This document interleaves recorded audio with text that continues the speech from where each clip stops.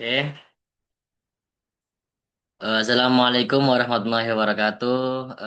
Perkenalkan, nama saya Ahmad Fauzil Azim dari Prodi Sistem Informasi, dari kelompok Cosmo Online. Di sini saya akan menjelaskan resume dari pertemuan Day One dan Day Two. Langsung saja, di sini saya ada menyampaikan penjelasan mengenai dua materi, ya. Ini public speaking dan penulisan esai. Keduanya memiliki peran penting dalam lingkungan akademik maupun profesional. Public speaking merupakan kemampuan menyampaikan gagasan kepada audiens secara terarah dan efektif. Kemampuan ini menjadi kompetensi yang banyak dicari oleh berbagai lembaga dan organisasi. Public speaking juga memiliki beberapa tujuan utama. Yang pertama ialah menyampaikan informasi dengan jelas. Yang kedua ialah membangun pengaruh. Yang ketiga ialah meningkatkan motivasi. Yang keempat adalah mengendalikan situasi. Dan yang terakhir ialah memberikan pengalaman komunikasi yang baik bagi audiens. Komponen dalam public speaking terdiri dari pembicara, pesan, audiens, feedback, dan media. Pembicara bertanggung jawab menyampaikan materi dengan jelas, dan pesan harus tersusun secara logis dan relevan dan dengan kebutuhan audiens. Seperti jika audiensnya itu Gen Z, kita juga harus menyampaikan seperti bahasa-bahasa Gen Z pada umumnya, ini santai gitu-gitu. Dan juga audiens juga perlu dipahami karakteristiknya agar gaya penyampaiannya itu dapat disesuaikan. Feedback memberikan gambaran apakah pesan tersampaikan dengan baik. Media menjadi alat bantu untuk memperkuat penjelasan. Komunikasi efektif tidak hanya bergantung pada kata-kata. Visual berperan besar melalui postur, gestur tangan, kontak mata, dan tampilan. Vokal juga memengaruhi kesan melalui intonasi, volume, dan artikulasi. Verbal tetap penting karena menentukan ketepatan pesan yang disampaikan kepada audiens. Kombinasi ketiganya membuat penyampaian lebih kuat dan menarik. Kemampuan public speaking dapat dilatih.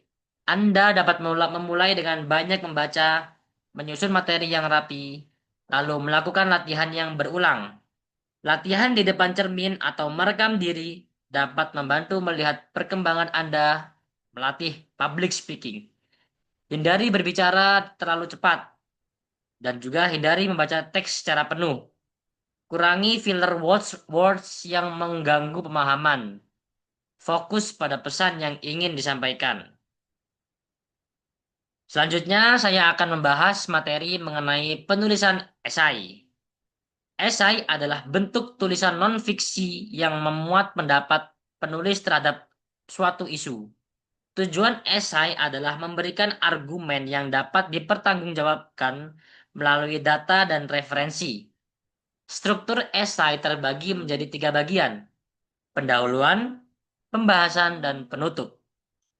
Pendahuluan berisi isu atau fenomena yang diangkat, alasan isu tersebut penting, serta gambaran singkat tentang arah tulisan.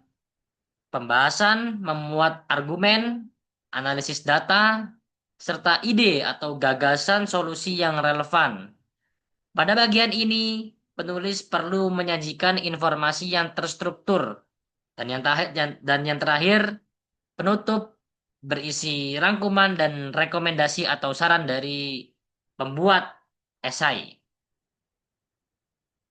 Penyusunan esai membutuhkan referensi yang berkualitas. Anda dapat menggunakan jurnal atau buku melalui platform yang terpercaya. Referensi terbaik biasanya berasal dari jurnal dengan jumlah sitasi yang tertinggi menurut Google Scholar ataupun alat-alat penyampaian jurnal yang lain. Atau tahun terbit yang disarankan tidak lebih dari 10 tahun terakhir untuk menjaga relevansi informasi.